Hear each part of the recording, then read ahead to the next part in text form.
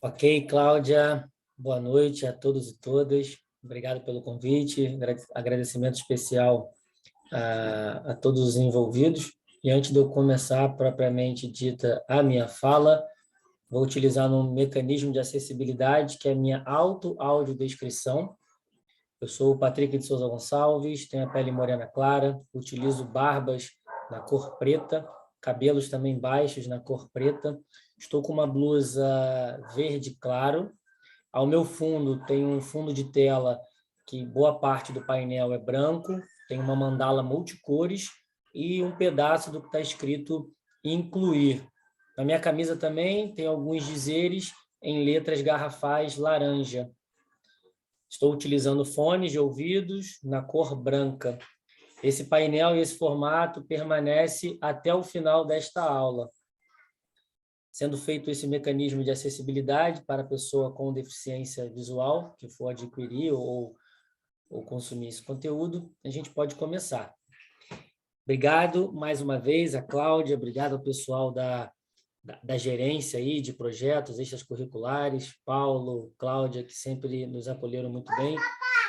Oi, filha. Então, estou em casa. Então, a todo momento, minha filha vocês vão ouvi-las e ela participa sempre. Não tem como fugir disso. Oi, filha. Quero agradecer também às Olimpíadas Especiais Brasil, em nome do Rafael Fiuza, né? Diretor nacional das Escolas Unificadas. Então, é um motivo de muito orgulho, grande parceiro, o Instituto Helena Antipoff também participando dessa formação em algum momento. E é um motivo de muito orgulho para o Instituto Incluir estar fazendo parte dessa rede, como a gente havia comentado mais cedo eu com a Cláudia, o quanto é importante, na perspectiva da inclusão e acessibilidade, esse conceito de rede, né? Onde todos nós estamos conectados de alguma forma e a gente pensa em conjunto. Não dá para você ter todas as melhores ações possíveis, mas quando você constrói, né, dentro dessa teia, igual uma teia de aranha, parceiros fortes, íntegros, e que fazem um trabalho também de excelência, esse trabalho se potencializa. Pensamos em pessoas, trabalhamos com pessoas e pessoas precisam de pessoas. Então, muito obrigado a vocês, profissionais, professores que estão aqui hoje, da rede, né? A rede gigantesca que é a Secretaria Municipal de Educação. Então, é um motivo de muito orgulho. Já é um parceiro também nosso de longa data do Instituto, através da sala de leitura com a Carla. Na pandemia, a gente estabeleceu um laço muito grande, distribuindo e-books aí para essa linha de leitura. Então, é um motivo de muita felicidade estar aqui. E aí, me apresentando, eu sou o Patrick, né?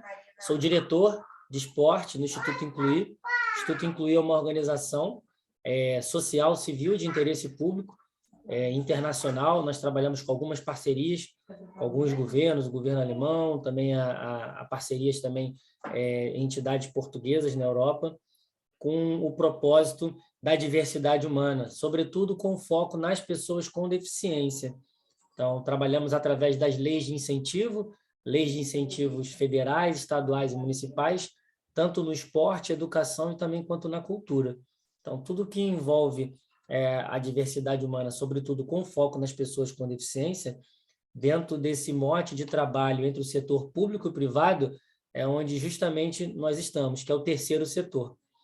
Então, isso é o Instituto Incluir, e eu coordeno as ações esportivas no âmbito nacional, fora também do Brasil, que tem dentro desse segmento. É isso, esse sou eu. Cláudia, a qualquer momento que você quiser entrar, falar alguma coisa, alguma ponderação, fica à vontade, tá? E também aos professores aqui, né, aos colegas, à medida que tiverem alguma dúvida, é um bate-papo. Não foi proposital uma aula de fechamento, mas vem a calhar, porque a ideia da diversidade do esporte é para quem está aqui hoje, né, ou para quem vai assistir depois essa aula, e também já teve a oportunidade, junto do outro parceiro institucional, que é o Comitê Paralímpico Brasileiro, se debruçar, consumir um pouco também do conteúdo lá do Impulsiona, que eles têm também dentro da Academia Paralímpica Brasileira. A ideia é a gente fazer um compilado disso tudo aqui hoje, falar um pouquinho de cada coisa. Bem verdade que vocês já fizeram todas as formações aí, as características dentro com o Rafael, né, da metodologia das Olimpíadas Especiais Brasil, e vocês já perceberam, né, que o mote, né, o público-alvo das Olimpíadas Especiais Brasil é o público da deficiência intelectual, né? Então, a gente tenta, vou tentar mostrar hoje aqui na apresentação, é a minha intenção, o que existe de possibilidades dentro do esporte para além desse universo só da deficiência intelectual e trazendo um pouco da perspectiva, em paralelo, de outras organizações, assim como as Olimpíadas Especiais Brasil, assim como o Comitê Paralímpico Brasileiro, que desenvolvem trabalhos na perspectiva do esporte para pessoas com deficiência. Então, a gente entendeu um pouco esse universo. Acredito também que muitos dos colegas aqui já atuam profundamente dentro dessa perspectiva, não só atendendo dentro da rede, né, diretamente aí os alunos incluídos ou os alunos pertencentes às classes regulares, mas também em outros projetos, em outras atuações. O professor está sempre trabalhando em N lugares ao mesmo tempo. Então, é isso. Minha formação inicial é em educação física, então me sinto muito à vontade, muito tranquilo para conversar com os colegas aqui também, e para outros colegas também que atuam no eixo duro, aí, no núcleo duro da educação também, não atuando diretamente com a educação física. Então, é um conceito transdisciplinar que abarca aí diversos aspectos da nossa vida. Costumamos dizer que com todos e para todos, essa é a nossa perspectiva. Vou compartilhar a tela aqui com vocês. Sempre bom ressaltar que a perspectiva aqui não é de trazer uma verdade, e sim trazer um pouco da nossa experiência e da minha experiência, né, quanto a essa atuação diretamente envolvendo projetos sociais, projetos de pequeno, médio e grande porte, atuando e gerenciando essa perspectiva do esporte para pessoas com deficiência. Tá legal? Eu vou passando assim, se vocês acharem que está muito desconfortável para quem está assistindo, eu coloco a tela preenchida.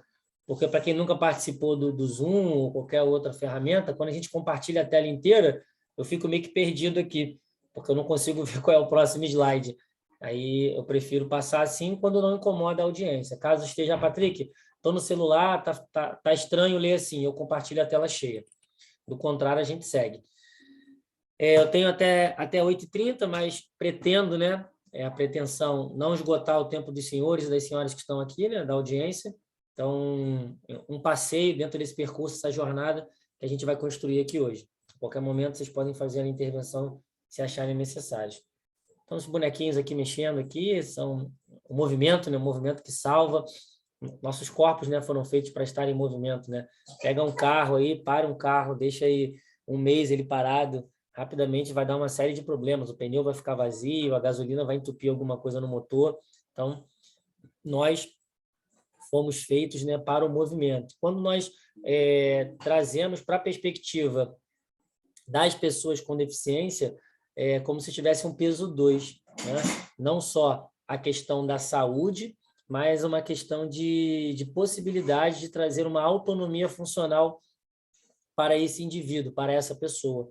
Então, o movimento é saúde o tempo todo. Eu costumo fazer essa dinâmica logo no início, né? Aí não precisa abrir o microfone, se quiser também pode abrir, fica à vontade, que você repetisse comigo, né? Eu vou falar primeiro e depois vocês repetem aí. Branco, branco, branco, branco. Vou falar mais uma vez. Vou falar mais uma vez. Branco, branco, branco, branco. Agora vocês. Branco, branco, branco, branco, branco. Tranquilo, né? Agora sou eu de novo. Branco, branco, branco, branco. Vocês? Branco, branco, branco, branco. Rapidamente, a vaca bebe... Leite. A vaca bebe... Água. A vaca bebe água. Eu ouvi o leite aí, hein? Alguém estava com o mic aberto aí, eu ouvi o leite. Verdade, o colega ali abriu ali fortemente. A vaca bebe água, gente. A vaca bebe água. Quem bebe leite é o bezerro, né? A vaca, na sua fase adulta, ela bebe água. Então, é uma atividade quebra-gelo, né? Nesse formato remoto nosso, para a gente pensar um pouquinho o quanto nós somos induzidos, né? Muitas das vezes, a tomarem alguma ação, a fazer alguma coisa por mecanismo, né? De neurociência, neurolinguística, que acaba nos levando para uma resposta ou uma atitude que não é bem a correta. E fazendo uma correlação com a questão da pessoa com deficiência, a gente tem que tomar muito cuidado com as promessas milagrosas, né, de cura, algo nesse sentido, que não é uma verdade. Existe, sim, um processo, mas a gente tem que tomar cuidado do que estão oferecendo para a gente, induzindo como se fosse uma verdade. Então, lembrando, a vaca bebe água. Um pouquinho, vocês vão receber essa apresentação, não tem por que eu ficar aqui dizendo um pouco do que eu sou, o que eu já fiz, o importante é estar com vocês. Quem quiser me seguir nas redes sociais, @PatrickProfessor, fique à vontade, dá uma sorte danada. Então é isso. Tem alguns vídeos também que eu não vou me ater aqui, eu posso depois mandar o link para a Cláudia, caso vocês tenham interesse, justamente pela questão do tempo que a gente tem, tá? São vídeos bem bacanas e eu posso mandar o link para ela em avulso, a apresentação, ela na íntegra, no PowerPoint, vocês vão poder assistir, para que a gente tenha uma fluidez maior, senão a gente acaba ultrapassando o nosso horário, não é a ideia. Eu trago também para vocês aqui, né, uma construção teórica, né, dessa perspectiva da pessoa com deficiência, onde surge, né? Então a gente busca atrelar, né, o direito universal, é um direito de todos, né? E por vezes a pessoa com deficiência é negada desse direito. Então é um direito, o artigo 1º, né, da Declaração Universal dos Direitos Humanos: todos os seres humanos nascem livres e iguais em dignidade e em direitos. Será dotados de razão e de consciência, devem agir uns para com os outros com o espírito de fraternidade, né? Está escrito lá, e isso acontecer na prática é outra conversa. A gente traz um pouco também a perspectiva, né? Vamos caminhar juntos até chegar ao núcleo da aula, a perspectiva da Unesco, né? Como ela conceitua a ideia do esporte, né? As dimensões do esporte. Então, a Unesco acredita que o esporte seja um indutor de transformação social, desenvolvimento humano e empoderamento dos jovens, ou seja, uma potente ferramenta da sociedade. É uma plataforma de inclusão, particularmente no enfrentamento do desafio do estigma e na superação de estereótipos. A organização também age em questões ligadas ao uso de substâncias proibidas em esportes de alto rendimento, ou seja, como a Unesco, né, paralela à ONU, conceitua o esporte. Então, é uma baita ferramenta para a sociedade. E a gente traz para a educação física, né? A educação física é o ponto de entrada para a participação em atividades ao longo da vida. Mundialmente, muitas das principais causas de morte são relacionadas às doenças não comunicáveis, né? As NCDs, né? Então, ou DCNs também aqui no Brasil, né?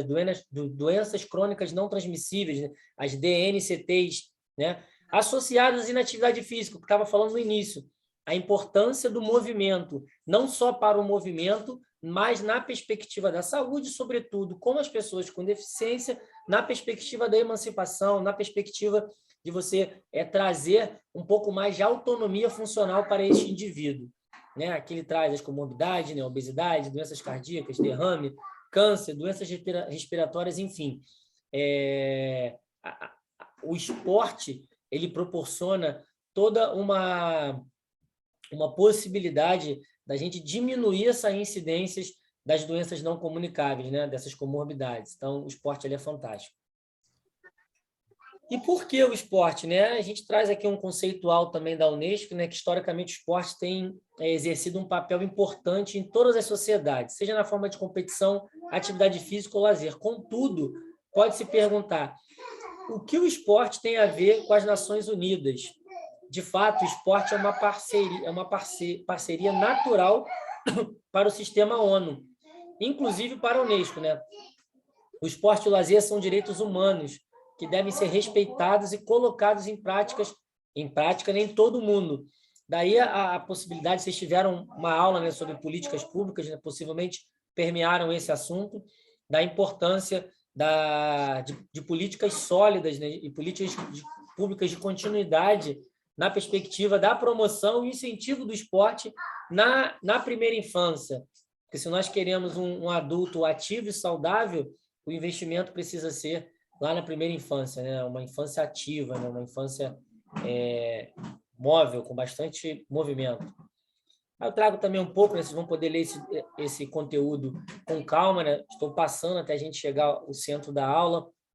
A Carta Internacional da Educação Física e de Esporte da Unesco, né, de novembro de 78, é bem recente. A prática da educação física e do esporte é um direito fundamental de todos. Ele traz alguns aspectos aqui de direito fundamental. Aí um pouco de acessibilidade. O quanto o esporte como ciência, né, o movimento corporal, né, a prática corporal do movimento, ela abarca todas as possibilidades, né, o lúdico, a escola, o aluno, o espaço para as atividades físicas, né? Então, é um grande permear de possibilidades dentro da cultura corporal do movimento, né? A gente vem trazendo para o conceito que a gente entende, né, como dimensões do esporte, né? O esporte educação, a gente poderia estar falando, que é uma perspectiva onde ela já, inicialmente, ela tem um equívoco histórico, né, no entendimento, pois deveria ter um conteúdo fundamentalmente educativo, mas, em vez disso, reproduz as competições de alto nível. A gente poderia falar também na perspectiva do esporte como educação social, que é indispensável no desenvolvimento da personalidade, e o esporte de rendimento pelo esporte de rendimento, que é a característica máxima aí, que a gente acaba tendo mais acesso no sentido de sociedade, de informação, que ele acaba excluindo uma série de grupos, né? E possivelmente esses grupos minoritários que já sofrem as mazelas de alguns sistemas, que a gente está falando aqui, que são as pessoas com deficiência. Esporte performance, que seria o esporte competitivo. A gente traz um pouco também da Constituição da nossa República, né? A gente vai passando, são alguns fundamentos até a gente chegar à data, né? O momento contemporâneo pós-moderno que nós estamos vivendo hoje. Então, as leis, né? Como elas foram evoluindo, as diretrizes, as declarações que respaldam, né? Essa possibilidade, essa importância da inserção e da participação das pessoas com deficiência no movimento esportivo. A gente traz alguns decretos, né? A gente vai fazendo um recordatório de datas. E aí a gente vem a Convenção de Guatemala, a gente vem trazendo algumas declarações no plano de política de educação especial, na perspectiva da educação inclusiva. A gente vem trazendo alguns marcos aqui, né? São marcos federativos importantes para nós, como cidadãos, para entender em que momento histórico nós estamos, né? De verdade também que a atualização da nomenclatura das próprias instituições que atendem diretamente as pessoas com deficiência acabaram dentro daquele contexto de onde elas foram inseridas e iniciadas, sendo conceitos capacitistas, mas que eram conceitos que naquele momento faziam algum sentido, né? Um exemplo, a Associação de Assistência à Criança Defeituosa, a ACD, né? Hoje denominada Associação de Assistência à Criança Deficiente. Então, como essa questão da nomenclatura ela foi sendo atualizada à medida que o entendimento, o intelecto foi avançando e percebendo, né, como nós deveríamos nos posicionar como sociedade, como professores, como condutores aí de uma opinião. Aí, para ficar bem claro, né, a nomenclatura, a terminologia correta, ela foi convencionada internacionalmente em 2006, né? Então, é pessoa com deficiência, não é portador de necessidade especial, não é pessoa com necessidade especial, é realmente pessoa com deficiência. A pessoa vem na frente da deficiência, né? Então, esse tipo de nomenclatura também precisa ficar claro para que nós possamos nos posicionar e termos entendimento transparente de como devemos atuar e como devemos nos posicionar, não só para os nossos pares dentro do ambiente escolar, mas também para a sociedade, para os responsáveis, da gente trazer isso o que é de praxe e que é legalmente usado hoje. Trazemos também a perspectiva de alguns assuntos dentro de alguns pactos federativos e preliminares de como isso veio avançando e como isso veio acontecendo até hoje. Aqui a gente está falando já de 2015. Papai tá pelada. Oi, filha, papai tá vendo. Tá bom, vai lá trocar de roupa, por favor. Beleza. aqui dentro dessa possibilidade, né, do esporte, dentro de uma outra organização, além das Olimpíadas Especiais, um parceiro nosso nessa empreitada aqui nos Jogos Inclusivos Cariocas, é o Comitê Paralímpico Brasileiro, que são os jogos escolares, né? Por vezes o profissional ali, o professor que está dentro da rede, desconhece dessa possibilidade, né? As Paralimpíadas Escolares são organizadas pelo Comitê Paralímpico Brasileiro e são os jogos aí, um dos maiores jogos para pessoas com deficiência em idade escolar do mundo, né? Todas as federações do Brasil participam defendendo o seu estado. Isso aqui, desde 2009, eu participo da comissão técnica do estado do Rio de Janeiro, né? Então, estou aqui de óculos, aqui nesse cantinho. Essa foto aqui foi bem marcante, que foi lá no Rio Grande do Norte. Aqui está toda a delegação do Rio de Janeiro. Lembrando, são alunos até 17 anos, de 12 a 17 anos, em idade escolar, que precisam estar dentro ou matriculados nas escolas. Então, isso é muito bacana, né? E aí eles estão filiados ou fazem a prática esportiva nos clubes ou projetos esportivos como esse que o Instituto oferece, e, dado o momento, geralmente é no final de novembro, acontece essa competição, né? Onde ele é convocado para defender o seu estado, e aí, no caso aqui, a seleção carioca, né? E ele pode estar participando. Existem seletivas que acontecem em paralelo. Isso é muito bacana, porque são a partir dessas competições, nesse mesmo formato, que surgem os grandes e valorosos talentos das Paralimpíadas. Então, muitos atletas de ponta, eles foram detectados dentro de competições como essa, porque dali já se vê um potencial, começa a se observar, o clube faz um convite e começa a desenvolver algum aspecto ali competitivo, né? E são várias modalidades: natação, vôlei sentado, tênis em cadeira de roda, tênis de mesa em cadeira de rodas, futebol de 5, futebol de 7. Então, são várias modalidades que são executadas, né, na Paralimpíada Escolar. É muito bacana. A gente traz um pouco da BNCC, né? O que traz para a gente na educação física. Tem alguém que está com o microfone aberto aí. Alguém com o microfone aberto aí. Eu vou botar mudo aqui. Era rosa, botei no mudo aqui, pronto. O que a BNCC traz para a gente de orientação, né? De norte, para que o profissional, dentro da perspectiva da escola, na escola, possa desenvolver dentro do currículo comum, na educação física, né? E aí, alguns pictogramas que fazem Lápis caneta eu não tenho direito, porque isso aqui tudo é um lixo. Andréia, você quer falar? Andréia?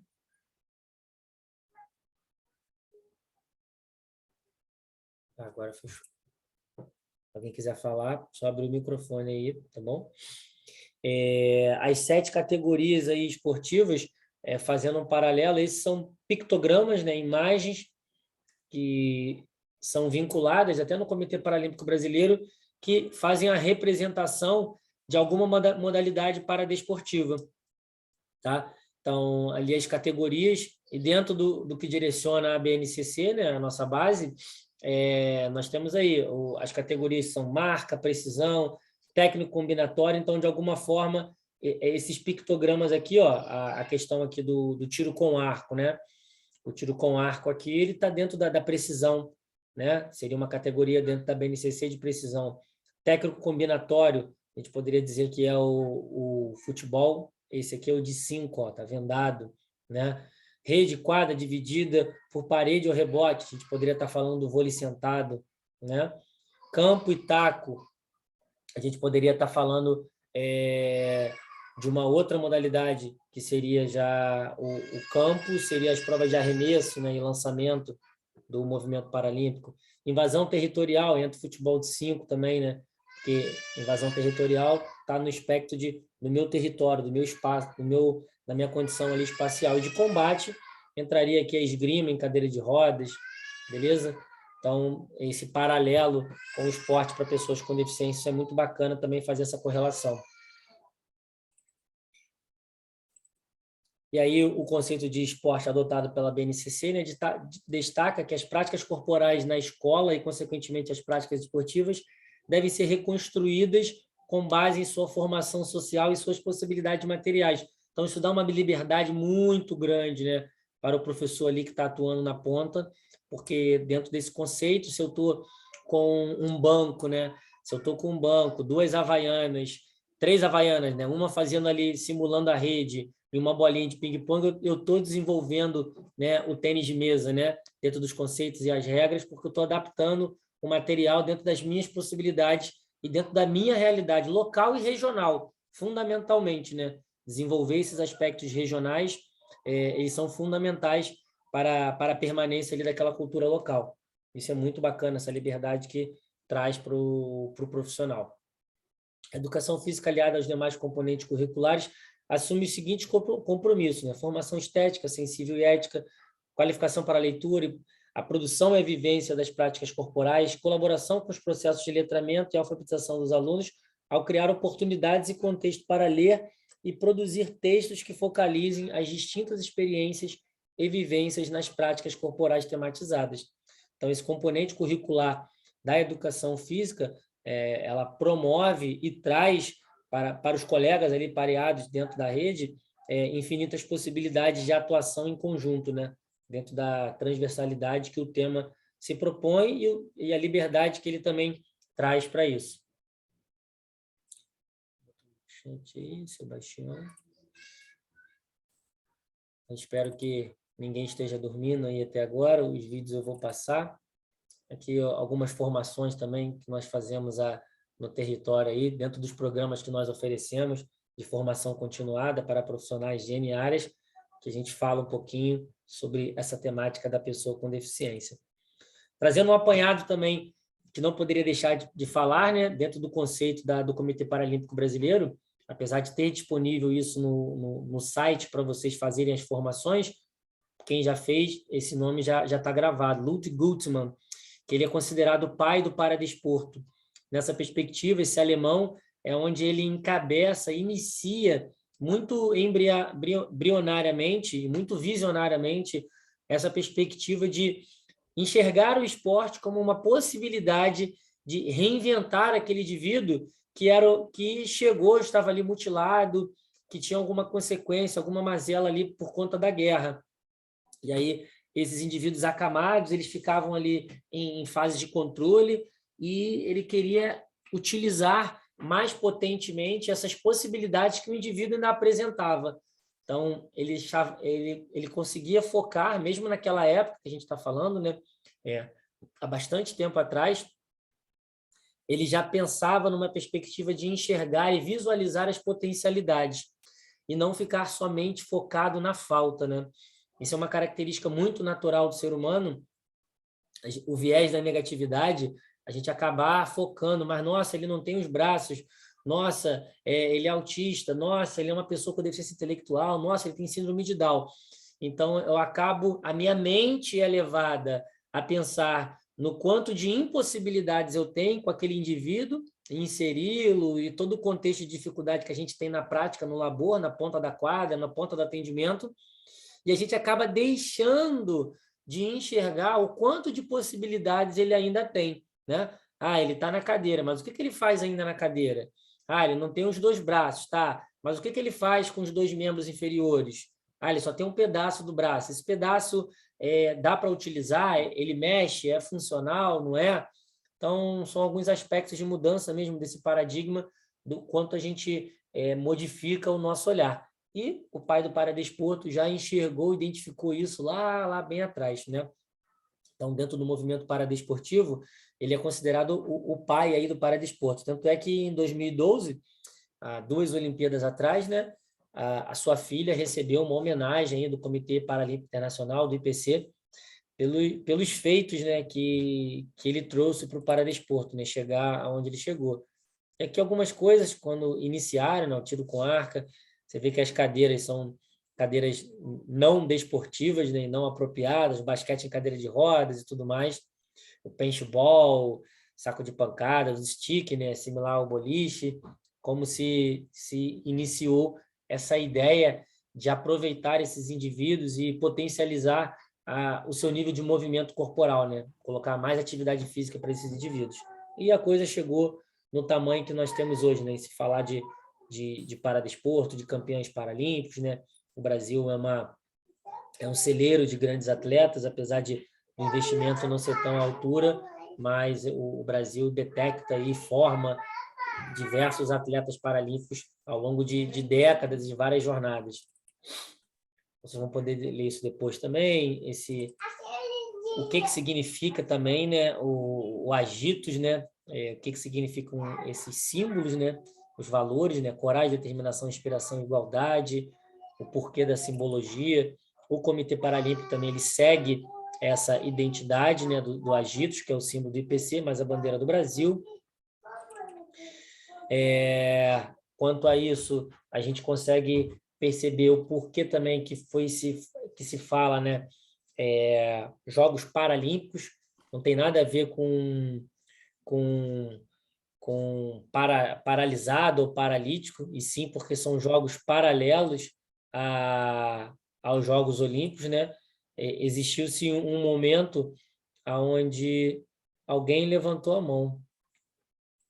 Foi eu, Francisco. Opa, Francisco, fala, meu camarada. O que acontece?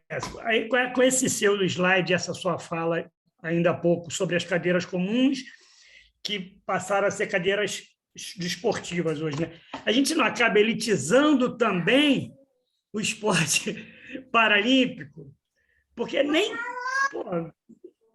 a gente conhece pouquíssimas pessoas do mundo real nosso que têm uma cadeira desse tipo. Não é?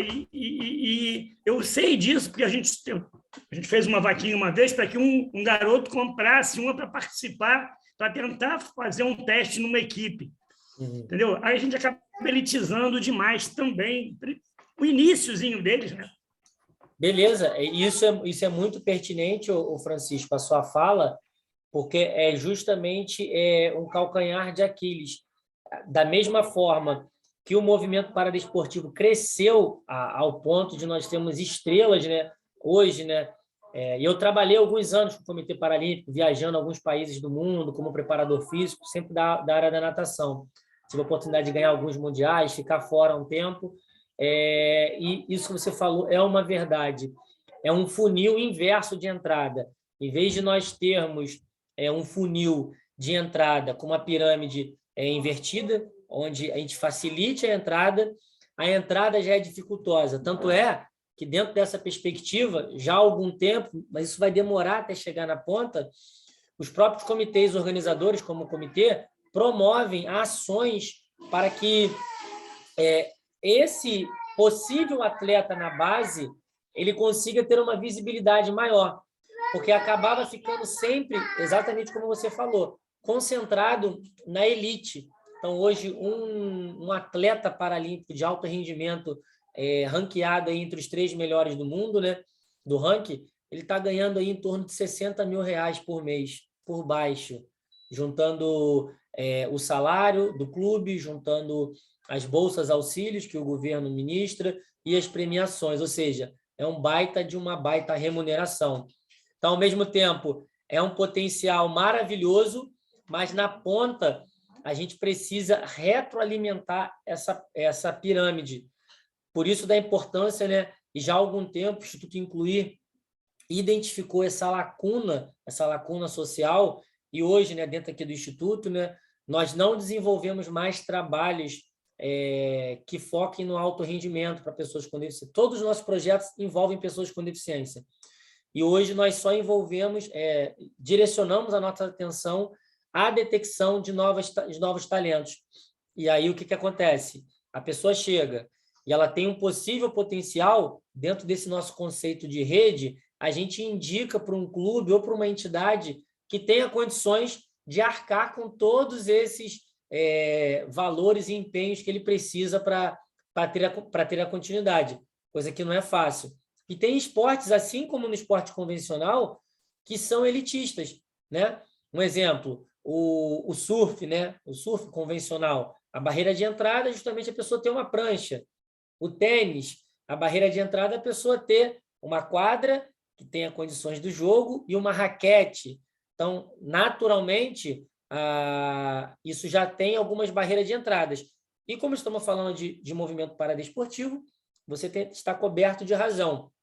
Acaba que também no movimento para pessoas com deficiência, existe também essa segregação dentro do próprio movimento para pessoa com deficiência, que impede, em alguns aspectos, um exemplo, de um possível atleta participar de uma equipe de rugby em cadeira de rodas, ou até mesmo o basquete em cadeira de rodas, que a cadeira ela tem uma biomecânica diferenciada, porque ela é inclinada assim, as rodas, para evitar com que eles caiam com tanta facilidade e tenha uma dinâmica melhor de deslocamento.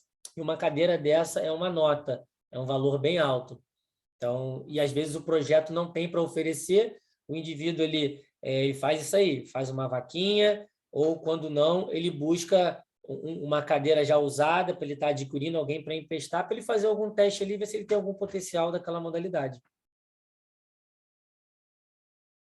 É isso, muito bom. Obrigado pela sua contribuição, uma fala muito pertinente, que traz muita propriedade, e isso na ponta ainda acontece, infelizmente. Então, a gente traz um contexto aqui no Brasil, né? A gente relaciona o que é o treino para pessoas com deficiência, né? Para desmistificar, né?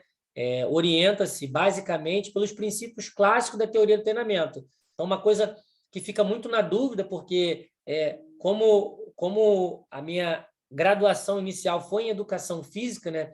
Fiz a licenciatura, depois também graduei no bacharel, há essa dúvida, porque primeiro que nós não temos essa cadeira em muitas universidades, uma cadeira cativa que desenvolva essa temática, ou seja, nós já saímos da faculdade devendo essa temática. Então, quando aparece uma oportunidade, há um receio muito grande. Primeiro porque eu nunca tive essa disciplina na faculdade, um exemplo, e quando tive, foi quando o discente tem isso na faculdade, o professor passa assim por alto a pedagogia, ele passa um pouco sobre inclusão, sobre esporte e vai embora. E aí fica muito raso essa formação. Logo, eu recebo muitos profissionais já formados, né, que querem atuar com essa dúvida ainda, né? Então, a gente precisa conceituar. Não existe uma metodologia específica. O que existe são adaptações em programas metodológicos que já existem há algum tempo. Então, a partir dessas adaptações, surgem novas possibilidades e propostas pedagógicas, ou proposta mesmo de desenvolvimento da autonomia daquela pessoa. Então, a gente pega algo que não precisa de nenhum tipo de adaptação e aplica essa adaptação para aquele público específico. Então, essa relação é bacana a gente tirar essa dúvida, porque muitas pessoas ainda hoje chegam para mim, caramba, como é que eu faço para atender um indivíduo? Existem alguns caminhos a serem seguidos hoje, né? Caminhos esses que você pode ter algum nível de êxito, mas essa metodologia própria dessa característica tão específica é algo que você não encontra. Você adapta a um panorama, a um programa, a uma identidade que você já tem dentro do seu atendimento. E aí a gente vai, claro, observar as condições individuais, né? E respeitar de verdade, né? Essa individualidade biológica para conseguir trazer essa proposta para esse indivíduo da forma mais assertiva possível. E aprender com as diferenças é fundamental, né? Aí a gente traz alguns aspectos sobre a obesidade, né? Que acomete muito a esse público por conta de quê? Aquilo que a gente falou no início. Se o nível da população brasileira de atividade física já é baixíssimo, o sedentarismo reina na nossa sociedade, que dirá para as pessoas com deficiência. Então, em parceria com a Universidade Federal Fluminense, a UF, dentro do laboratório de pesquisa, junto ao Conselho Regional de Educação Física, né, o qual faço parte da gestão estratégica no Rio e Espírito Santo, nós publicamos esse artigo, né, essa proposta, na verdade, ao parlamento, né, porque são dados exorbitantes da correlação da inatividade física e o quanto isso gera de custo no Sistema Único de Saúde. E quando a gente se debruça sobre as pessoas com deficiência, esse cálculo ainda ele sobe mais ainda a sua régua, né? Se a população em geral já tem uma baixa minutagem de atividade física durante o seu dia, ainda mais agora no período pandêmico, onde essa redução foi drástica do nível de deslocamento das pessoas, as pessoas com deficiência sofreram ainda mais esse mal que é a inatividade física, voltando da importância do nosso corpo estar em movimento. Aquilo que a gente brincou no início, né? Cuidado com as promessas milagrosas, podem ler com calma, né? Esse paralelo que é muito comum, a dúvida também, treino-atividade terapêutica. O treino pode ser representado como sendo a soma de inúmeros conceitos e ideias explícitas e implícitas que visam um maior desempenho no contexto esportivo. Werneck também traz um conceito bacana que eu gosto. Entende-se como treino um processo que visa atingir o maior desempenho por meio de sua aplicação sistemática e dirigida. Então, dentro da visão multidisciplinar, vão ter profissionais que vão trazer uma abordagem terapêutica e vão ter profissionais que vão trazer uma proposta de treino, onde vai ter uma organização, uma progressão didático-pedagógica evolutiva daquele programa para que chegue ao objetivo fim, né? Essa seria a diferença assim, entre o processo terapêutico e essa progressão sistematizada que o profissional de educação física faz para atendimento daquele indivíduo, daquelas características. Alguém botou no chat.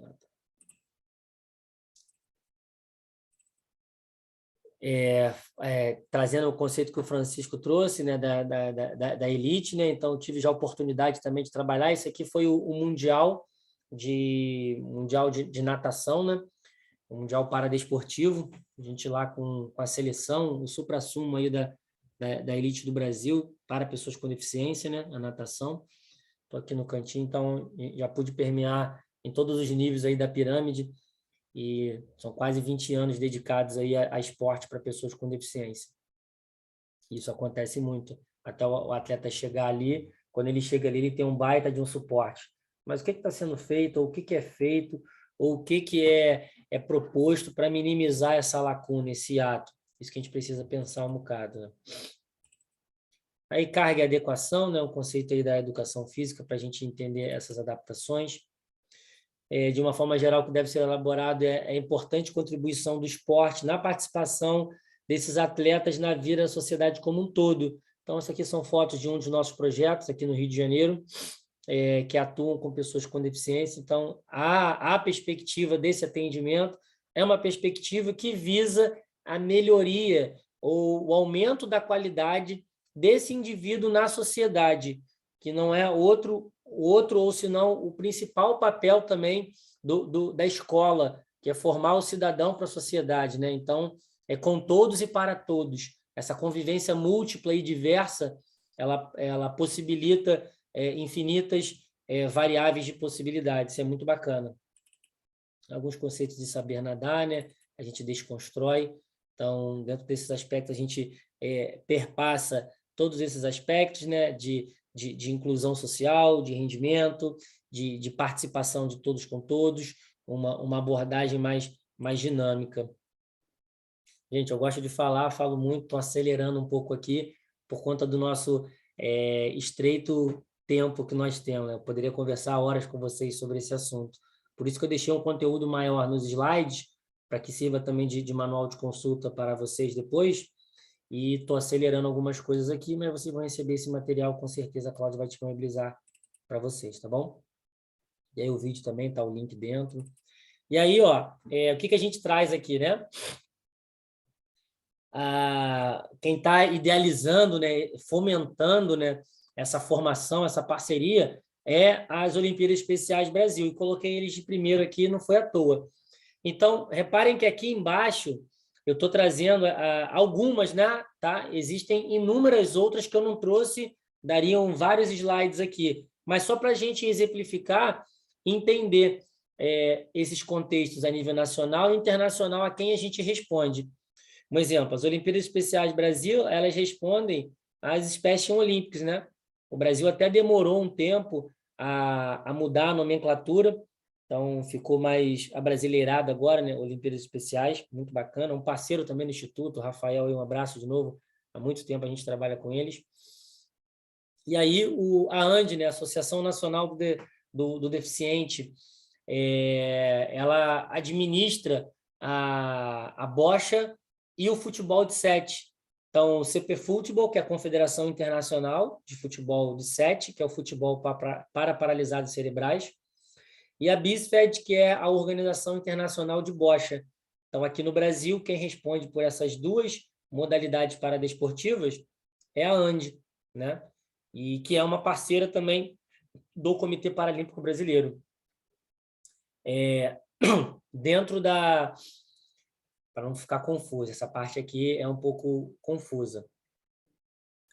Existe o movimento das Olimpíadas Especiais Brasil e todas as organizações de eventos, metodologia e formato de trabalho que eles desenvolvem, vocês puderam absorver esse conteúdo ao longo dessa jornada, tá? Com muita maestria, né? Que os professores aí trouxeram para vocês. Ok. E também existe o movimento da CBDI, né? Que, por vezes, o aluno ele participa das Olimpíadas Especiais Brasil e ele também está vinculado à Confederação Brasileira do Deficiente Intelectual, que é uma parceira no Brasil do Comitê Paralímpico Brasileiro, né? Então, um exemplo, o Guto, que é o embaixador das Olimpíadas Especiais Brasil, o Rafael, alguém pode ter trago já alguma coisa do Guto aí, ele consegue, por conta do nível de habilidade dele, participar também do sistema do Comitê Paralímpico Brasileiro. Então, quem dá o direito ao Guto participar das competições do CPB é a CBDI, através do teste de coeficiente de inteligência, do teste de QI, para habilitar o Guto dentro da característica da deficiência intelectual. Quem aplica esse teste é um psicólogo, né? Um especialista, laudado aí pela CBDI. E aí tem um processo a ser feito e esse indivíduo pode participar das competições também dentro da natação, que é o Guto, né? Eu vou mostrar, é a classe S14. Então, CBDI vinculado ao Comitê Paralímpico. Fala, Francisco, interagindo, manda. Patrick, não, agora eu vou interromper por outro motivo. Quero agradecer já a você de antemão aí a palestra. Como você mesmo falou, a gente poderia conversar horas e horas a respeito, mas eu tenho que dar uma aula agora, porque nosso encontro seria na segunda e eu não consegui trocar a aula de hoje. Infelizmente, eu vou ter que sair. Tá, beleza, essa aula vai estar gravada, eu vou colocar o link lá logo em seguida, você pode assistir o finalzinho depois. Beleza. Tá bom, Patrick. Obrigadão aí, tá? Nada, eu que agradeço, meu camarada. Boa aula. Tchau, gente. Boa noite. E aí, internacionalmente, é a INAS que responde, aí o Comitê Paralímpico Brasileiro, quem responde é o IPC, internacionalmente. Nós temos a CBDV, né, que é a Confederação Brasileira de Desporto para Deficientes Visuais, e quem responde internacionalmente é a IBISA, né? Então, só para a gente entender, dentro desses movimentos, existem outros aí também, nós temos o futebol em cadeira de rodas, né, que é uma confederação sul-americana, que atuam também com esporte para pessoas com deficiência. E a gente traz aqui um sistema de classe, que é um sistema, o movimento paralímpico, né? O comitê, que ele atua com todas essas modalidades, além dele ser um órgão mantenedor, ele é a federação de muitas delas, né? Então, ele é a federação dessas modalidades. Então, além dele executar, ele também responde pelaquela modalidade no Brasil. E aí um exemplo, né, de classes na natação, né? Puxei para a minha praia, né, a natação. O S vem de swim, né, de natação em inglês, que ele representa o nado livre, costa e borboleta. O SB, o B de breaststroke, né, peito em inglês. E o SM de swim medley, que é o nado medley. Então, são letras, né, um sistema codificado para a identificação e separação desses indivíduos por meio de classes. Na natação, cada modalidade tem o seu contexto de classe, e na natação nós temos 14 classes, vai do S1 ao S14. Esse exemplo que eu dei anteriormente do atleta Guto, ele está dentro da classe S14, que é uma classe voltada para pessoas com deficiência intelectual. Aí também entraria, né, se devidamente laudada pela CBDI, entraria também as síndromes, o autismo também, tá? Desde que seja comprovado o coeficiente de inteligência abaixo da média dentro dos parâmetros da CBDI. Tem toda uma regra para isso. Não vou me aprofundar também, porque o tempo já não permite. A mesma coisa no atletismo, né? A gente traz também esse aspecto, né? E aí, o que a classificação ela tenta fazer, né, é o meio de agrupar atletas com função similar com objetivo de competição. Então, é isso que a classificação tenta fazer. Vocês vão poder ver esse slide com calma. As classes funcionais, ó, dentro da natação, aqui, esse exemplo, né, trouxe a modalidade como exemplo. Como é que isso é gerado no sistema de classes? Para você ver que é bem organizado, né? Nós entramos com uma pontuação, né, total de 300 pontos aqui, ó, e vamos perdendo pontos à medida que tem os testes de banco e de pista. E esses testes de banco são feitos por fisioterapeutas e médicos, e o teste de pista, ou teste funcional, é feito dentro da modalidade por um profissional de educação física que tenha essa habilitação do comitê em classificador funcional. Você deve estar com a cabeça fritando aí já, uma hora dessa. Muitos trabalharam o dia todo. Vou passar aqui pelas classes funcionais, os exemplos das classes funcionais que nós temos. S1, S2, S3, o S4, S5, S6 são exemplos, né, tipologias, S7, repare que vai mudando, agora o S8 já consegue ficar em pé, o S9, o S10, coloquei esses xizinhos aqui que há algum tempo, né, há pouco tempo, né, esse rapaz aqui, o André Brasil, ele foi banido do esporte, justamente pelo sistema foi se adequando, se atualizando, ele não corresponde mais aos critérios de avaliação.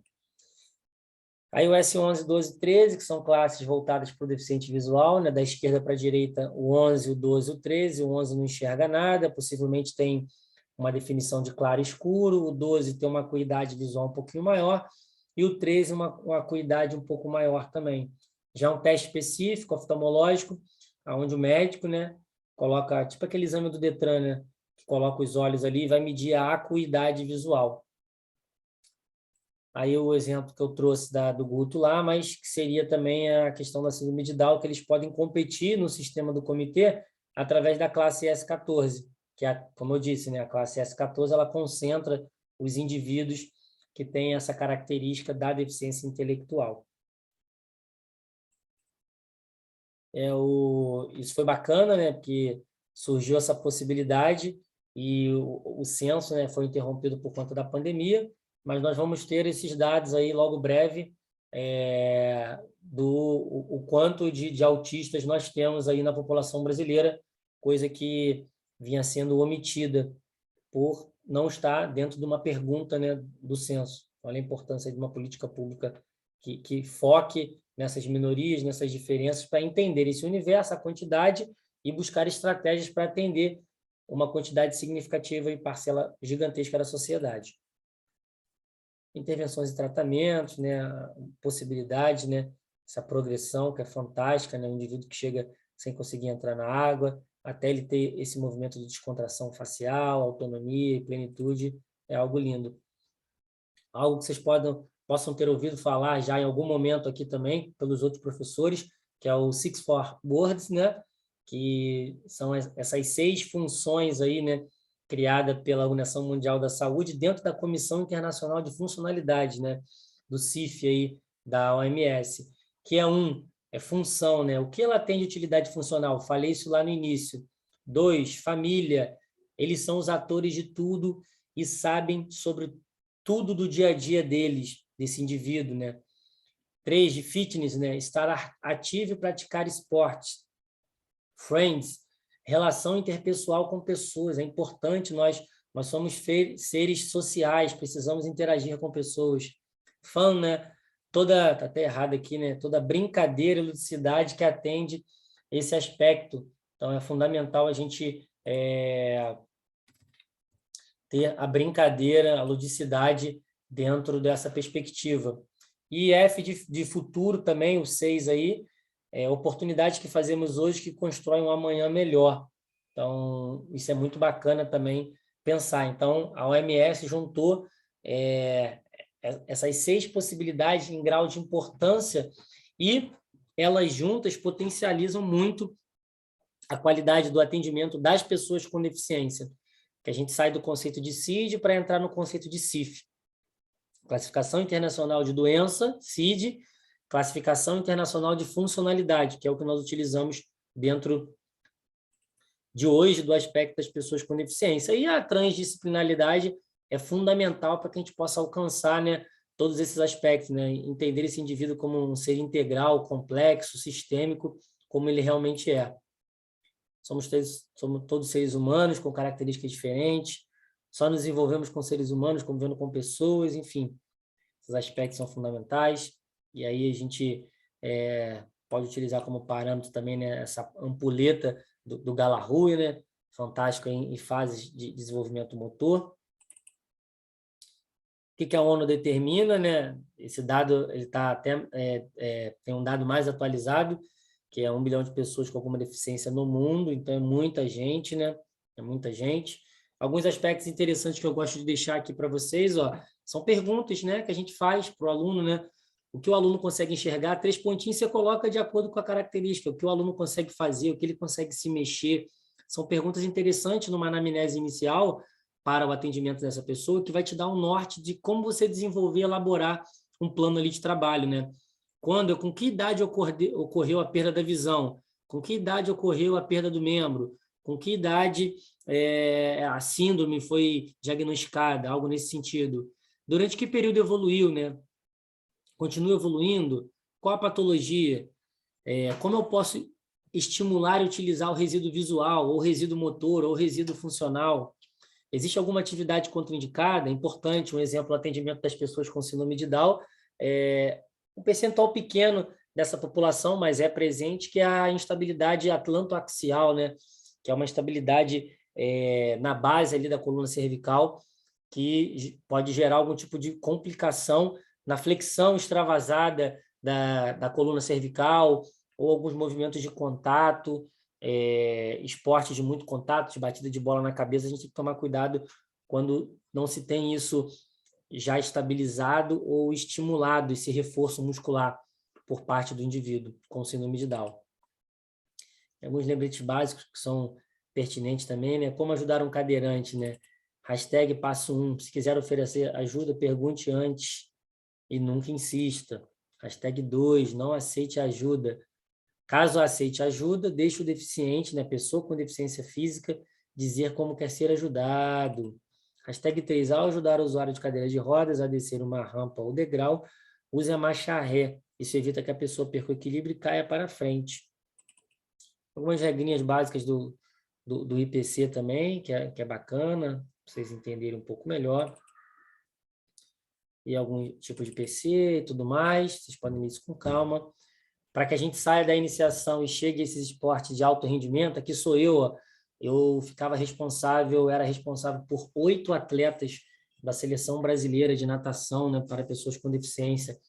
Atletas aí que todos eles pegaram o pódio no Mundial, né, que eu tive a oportunidade de participar lá no Canadá. Então, existiu toda uma preparação, ficamos um tempo no México fazendo um trabalho de altitude, mas para que isso aconteça, eu aqui prescrevendo treino para 8 indivíduos completamente diferentes, com deficiências completamente diferentes, a gente precisa investir na base e na continuidade, como o nosso amigo aí que saiu para ministrar a sua aula falou, né, diminuir essa porta de entrada desse funil para que o aluno, o indivíduo, ele possa chegar aqui, caso ele não chegue aqui, que a gente consiga formar um cidadão, uma pessoa aí com resiliência e habilidade para ter a sua autonomia desenvolvida, né? Se chegar aqui, ótimo, se não, a gente construiu para a vida, os campeões da vida. Aqui são alguns vídeos e as referências bibliográficas, todos com os links de interação, que você é direcionado diretamente. Acelerei no final, para não tomar o tempo de vocês do que é combinado e deixar um pouquinho aqui para a gente bater um papo e falar um pouco. Fala dessa, né, Cláudia? Não, é porque é denso mesmo, né? É uma temática muito densa para dar, assim, até eu faço assim uma autocrítica, né? É muito denso, é muita coisa, quase não tem pessoas especialistas assim como vocês para dar aula para a gente, né? Então, e a gente acabou fazendo online, tudo até por conta até do tempo, dá para otimizar o nosso tempo, mas é muito denso, é muita coisa, são coisas específicas, e a gente tem que aprimorar isso, porque é isso. Só o que você está falando aí vale uns 2 dias, sabe? De um dia inteiro, então, entendeu? Então, a gente vai pensar para os próximos, né? Para as próximas, porque isso não vai parar. Esse foi o primeiro, a gente vai fazer outros, a gente vai aprendendo. E é isso, é muita coisa, e as pessoas ávidas para entender, né, esse universo da educação inclusiva, das crianças, da pessoa com Até, deficiência, né? até perguntou aqui a Valéria, não seria possível um curso mais longo de aperfeiçoamento? É justamente sobre isso que a Cláudia está se debruçando, até no movimento crítico, construtivo aí, e é bem verdade, né, Cláudia? Aí, como eu falei aqui, permeei o quanto nós somos carentes, né, desde a formação sobre essa perspectiva, né, uma perspectiva inclusiva, real, de sociedade. Então, são algumas coisas que vão passando, e esse conceito de rede é fundamental. Mas o que vocês estão fazendo, assim, trazendo um olhar aqui, né? Vocês já estão fazendo muito além do que boa parte das pessoas fazem, que é iniciar, porque nenhuma prática real ela se sustenta sem ação. Então, a secretaria aí, o grupo fantástico do GPPE, o que vocês estão iniciando, startando, é algo muito bacana, é algo quase que inédito, juntar tantas instituições assim que são referências dentro da sua área, num só contexto, para trazer isso para a rede. E isso acaba que, por vezes, fica esvaziado e não valorizado internamente, porque é o que você vê, quando a gente começa a debruçar, essa apresentação, eu tirei, sei lá, uns 20 ou 30 slides, mas é um conteúdo que eu dou numa pós-graduação de 8 horas presencial. Eu falei, eu vou deixar os slides, que aí fica como um manual de consulta também, para os colegas que quiserem depois, mas é um conteúdo que a gente faz presencial com 8 horas e extravasa para 10 horas, presencialmente, vivenciando, se debruçando, questionando, reivindicando, colocando o corpo em movimento para você se colocar no lugar do outro, trabalhando empatia, diversas formas de você também perceber e sentir esse envolvimento. Mas vocês estão iniciando, estão de parabéns, a gente tem que começar. E também deixa, como a colega falou aqui, seria maravilhoso, né, um curso mais extenso, a gente faz um barulho interno, né, entre os colegas mesmo que estão na ponta, para movimentar e pressionar também as instâncias superiores, aos diretores, aos coordenadores regionais, para que isso continue, porque foi uma pequena pílulazinha, mas a sede e a fome ela é tão grande que agora vai aumentar a fome dos professores para se debruçar sobre esse aluno, que no fim das contas melhora a qualidade do atendimento na ponta. Porque quanto mais conhecimento, embasamento teórico e prático eu tiver, melhora a minha aula. Não só o sistema como um todo, mas a minha aula fica melhor. Eu fico mais seguro em receber um aluno ali que está com diagnóstico de uma síndrome rara. Aí eu, caramba, não posso, vou dizer que não dá. Não dá. Se eu tiver conhecimento e condições, habilidades, eu consigo permear essas dificuldades. Não, eu vou deixar para as pessoas também perguntarem, gente. Fale, gente.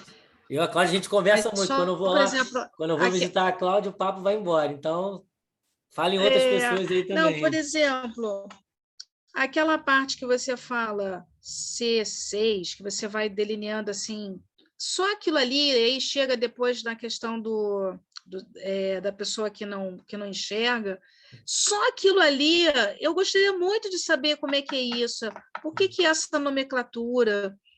Então, assim, seria maravilhoso uma aula só disso, por exemplo. Isso, de Só disso, classificação com funcional. exemplos, com imagens, o que faz, o que não faz, seria maravilhoso. O Vantuir vai falar aí com a gente. Boa noite, Patrick. Boa noite, Cláudia. Opa, boa noite. Quero parabenizar você, Patrick, pela palestra. E na sua fala aí, eu fiquei refletindo sobre a não formação dentro da graduação. Eu já sou cascudo, né? Na minha época não tinha nada disso. E aí eu tive que ir aprendendo na prática. Logo assim que eu entrei para o município, eu peguei uma turma de alunos especiais, se não me engano, era TI, portadores de necessidade, né? Para tu ver que a minha fala é até um pouco diferente. E, assim, eu tive que aprender na prática, fui no Helena Antipoff, lá nos idos de 2002, 2004, 2005. E todo dia a gente aprende, né? Hoje mesmo você falou aí sobre o cadeirante e que a gente tem que sempre carregar ele de costas e tal.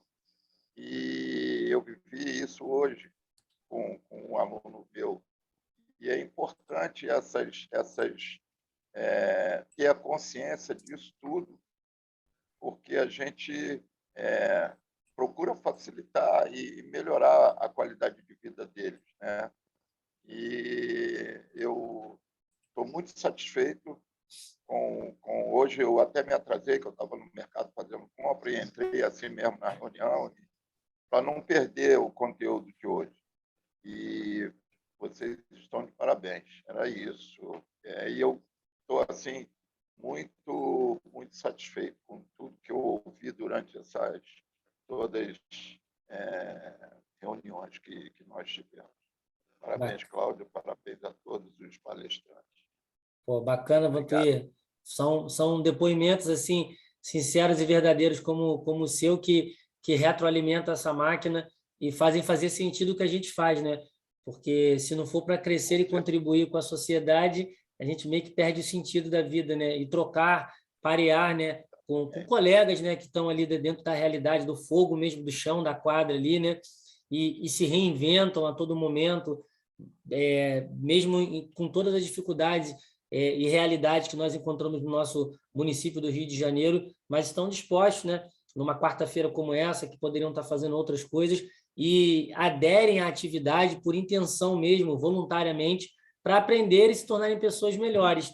Então, eu que agradeço essa oportunidade de poder trazer um pouquinho, né, dentro desse todo que existe, nesse mosaico de possibilidades, abrir esse diálogo com vocês. Espero que a gente possa se encontrar, não digitalmente, mas eu gosto do contato físico mesmo, né, tocar a mão, dar um abraço ali, e que a gente possa, quem sabe, celebrar, já colocando aqui uma pilha na Cláudia, né?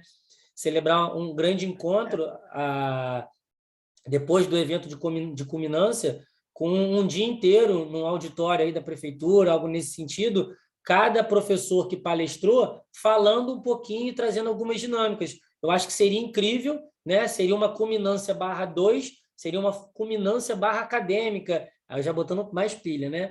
Com entrega dos certificados e tudo mais. Eu boto fogo no parquinho, que eu adoro essas coisas. E eu acho que seria muito legal, porque a gente fecharia assim, com chave de ouro e um encontro, né, de pessoas com pessoas. A gente precisa disso também, desse acolhimento, de se conectar com indivíduos numa identidade mais humana, mais real, pé no chão. Eu acho que tem tudo a ver. Obrigado, só tenho a agradecer, gente. Então, Patrick, eu acho que até que você já estava sabendo. Ontem nós tivemos uma reunião e aí a gente, então, a gente ia acabar em setembro, né? Que ia ser 30. E a gente passou, então, para outubro, né? 6 e 7. Vocês já, depois a gente vai colocar isso no boletim, mas quem chegou depois é isso. A gente teve que adiar passar para um outro dia, né? Porque vai ter no mesmo dia as Olimpíadas de Matemática na rede. E aí, para não ficar concomitante e atrapalhar um evento com outro, a gente então passou para o dia 6 e 7, porque a nossa subsecretária nos pediu isso, né? E aí, nessa conversa, a gente conversando com um grupo, a gente, em vez de fechar exatamente em outubro, a gente está pensando em fazer exatamente isso, até novembro, para quem quiser. A gente vai continuar fazendo algumas coisas na escola, para quem quiser, e fazer essas reuniões. A gente vai continuar fazendo isso. A gente está pensando muito isso até chegar em novembro, até mesmo porque todo mundo já sabe que vai ter encargos para apoiadores e coordenadores dos Jogos Inclusivos, são 5 meses, e aí a gente quer aproveitar, já que são 5 meses, a gente vai aproveitar todas essas pessoas que vão estar fazendo essas atividades, continuar fazendo, continuar se encontrando, mesmo que entre aspas, acabe em outubro. A gente está pensando nisso, ainda não é certo, mas é mais ou menos isso. Eu gosto de conversar com vocês sobre isso tudo, porque é tudo muito aberto, a gente está aqui muito... É um grupo, nós somos um grupo aqui, vocês me aconselham, vocês também podem falar, não, Cláudia, não, porque está cansado, não, a gente quer continuar, a gente está aqui aberto para ouvir vocês sempre, tá bom? Tá ótimo. Alguém Então, quer que falar mais notícia alguma maravilhosa. coisinha, conversar? A gente está indo, estamos bem, está redondinho, o projeto está bem redondinho, está bem bacana. Ah, que bom, está gostando muito. Olha, Patrick, estão pedindo o teu Instagram Vou botar aqui para agora, seguir, @Patrick as Professor. mídias, se possível, colocar as mídias. Eu já coloquei no nosso grupo a sua apresentação e o Forms. E aí também, se você puder também, porque é sempre muito bom esses vídeos, eles acabam fazendo também muitas atividades na escola, né? Uhum. E eles podem colocar do conselho de classe, conversar com os outros professores. Então, é sempre muito bom essas mídias que vocês colocam. Tá bom? Tá ótimo. Eu coloquei aqui o meu Alguém Instagram, mais? que é @Patrick Professor, e o link ali em cima, que é o link, você pode colocar no grupo lá se quiser, Cláudio, que é todas as mídias do Instituto, incluir, né? A gente trabalha com vários fomentos aí, aí tem o nosso site, tem um projeto aí que a gente é parceiro da Sala de Leitura, que é o projeto de cultura, com livros em multiformatos, né? Aqueles livros que a gente levou lá no dia. Então, no Linktree ali você pode acessar todas as mídias do Instituto, e o meu é @Patrick Professor. Se for postar a aula de hoje ou alguma coisa, marca lá que dá uma sorte danada, a gente compartilha na hora. E aí, crianças? Alguém mais Fechamos, aí? então, a nossa jornada? Estou à disposição de vocês. Eu queria... Patrick, tem como você fotografar, assim, tirar um print aí de todo mundo? Se quem puder abrir se puder abrir é melhor. Já câmera. tirei alguns aqui já, mas com a telinha aberta aí fica lindo. Para a gente formalizar aí, quem puder. E aí você faz um print. Faço, Eu sei que tem gente aí com os cabelos também.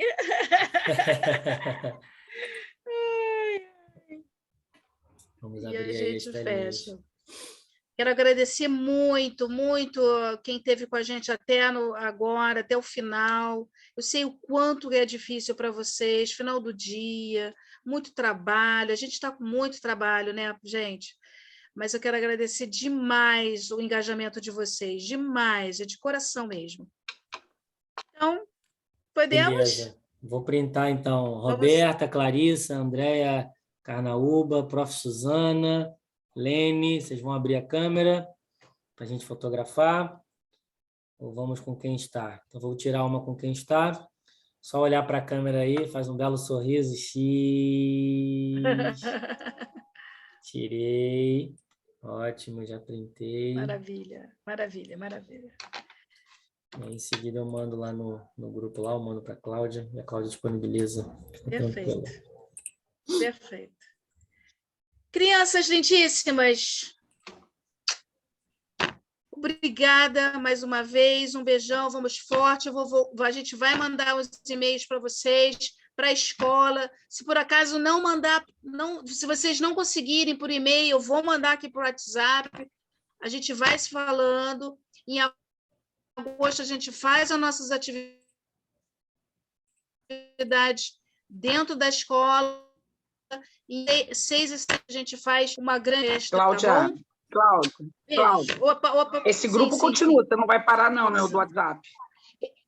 Não, esse grupo continua, a gente vai mandar exatamente isso, porque assim, gente, muitos e-mails que vieram depois, eu acabei me confundindo, a gente manda para a escola, manda para o Focal, e eu mando aqui nesse grupo aqui, porque eu tenho certeza que vocês estão nesse grupo, né?